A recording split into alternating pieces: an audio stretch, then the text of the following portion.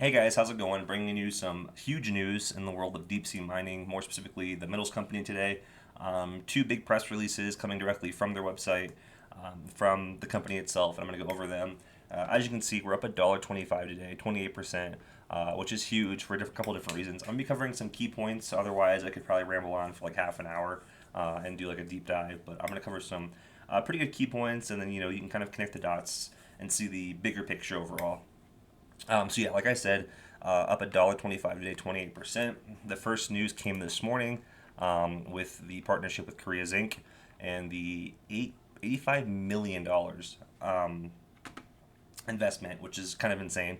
And you can see kind of breaks it down here. Almost 20 million shares bought at $4.34. So quick math says that that's about they're up about $25 million just today alone, based off this offering they got. And then they go on to talk about warrants, which can be exercised at a price of $7 per share.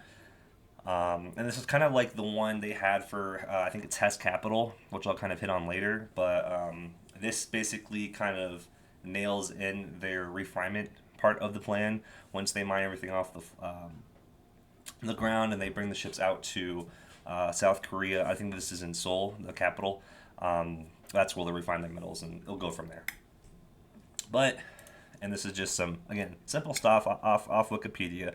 I did want to point out this paragraph. In 2023, Korea Zinc is constructing a $370 million nickel refinery in South Korea. Production will begin in 2026, which is right around when we start production. We're hoping we start production kind of Q3, Q4 this year, but 2026 has been like the target date for a couple of years now.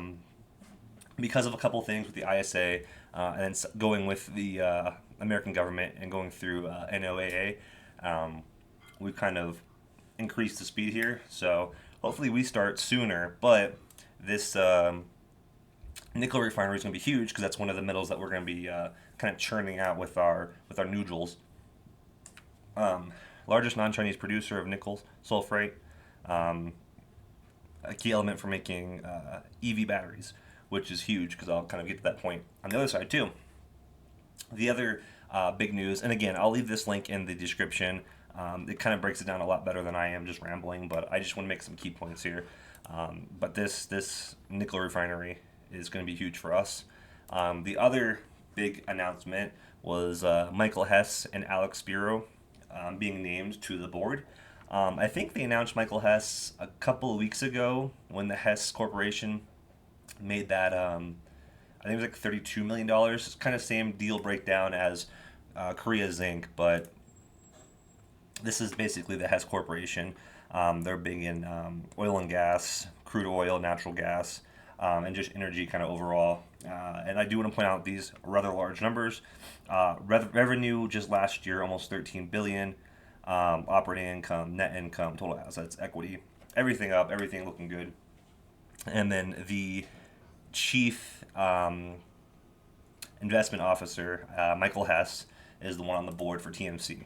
So that's the Hess Corporation. And now, I'm not going to put my tinfoil hat on, but I'm going to kind of explain this the best I can with Alex Spiro and kind of what that means overall for him having a board seat.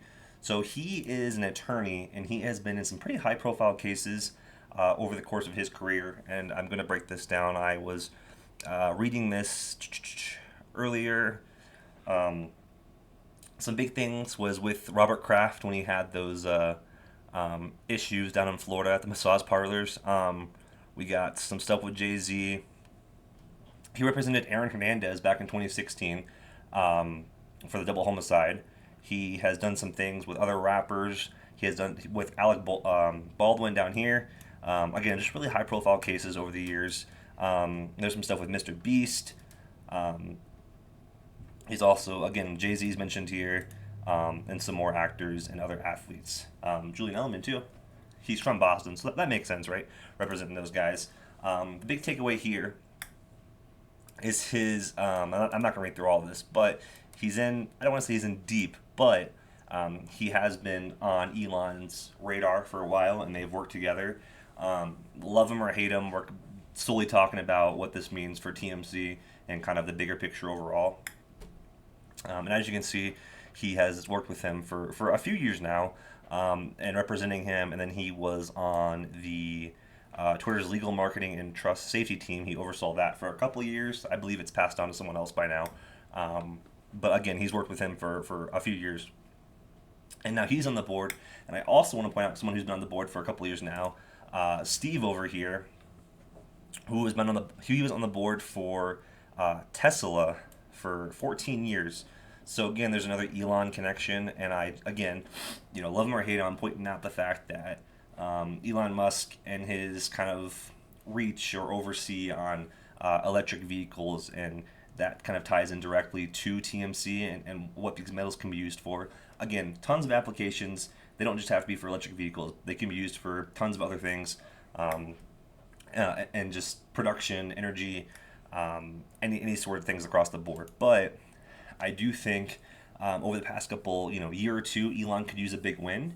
So probably going back to Tesla and propping that back up to the giant it used to be, or just how recognizable it was a few years ago to kind of how it's been dwindling down because of the news and what he's done.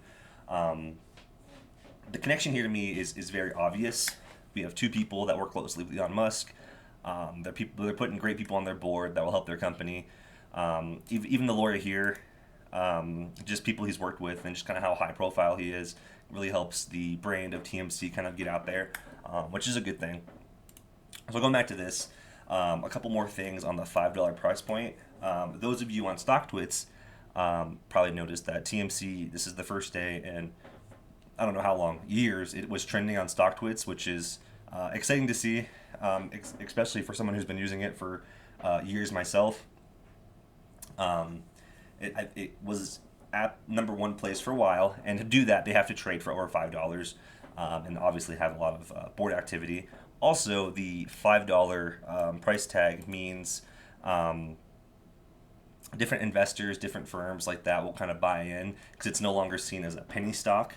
So different ETFs, different markets, different things of that nature can kind of buy in and kind of just hold TMC for however long that can, and add it to the portfolios to kind of diverse everything. So that's a good thing to see. They're going to start popping up here on different kind of radars and scanners. But overall, yeah, huge day for us. I can't wait to see the next couple weeks bring. And thanks for watching.